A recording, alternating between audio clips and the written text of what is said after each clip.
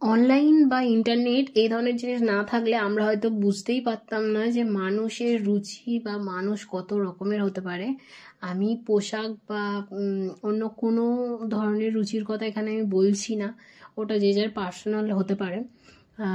ওই ধরনের কথা বলার মানুষও আমি নই। কে কেমন কি করছে না করছে আমার দেখার দরকার নেই। কিন্তু কিছু কিছু জিনিস যেটা দেখে আমি অবাক হই সেটা হলো কে কাকে কপি করছে, তাকে দেখে কে কপি করলো সেই নিয়ে একটা পোস্ট। মানে ভাবুন, সেই কনফিডেন্স লেভেল তার, সে ভাবছে তাকে দেখে কেউ কপি করছে।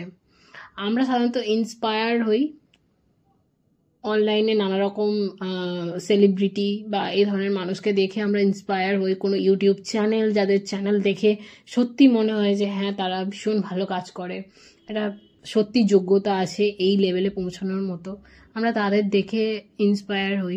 কিন্তু তারা যখন পোস্ট করে ভাবুন যে কেউ তাকে কপি করছে, আমি জানি না কাকে বলছে বা কি বলছে, যাকে হোক তো বলছে সে শুনিয়ে। কিন্তু এইটা কি ধরনের কথা যেটা মানুষকে এইভাবে মানে নিচে নামানো যায়? যাই হোক না কেন, এটা তার অ্যাকাউন্টের মানুষগুলো দেখে কি ভাবে? এটা তো দেখতে খুব কুরুচিকর মন্তব্যই মনে হয় দেখে।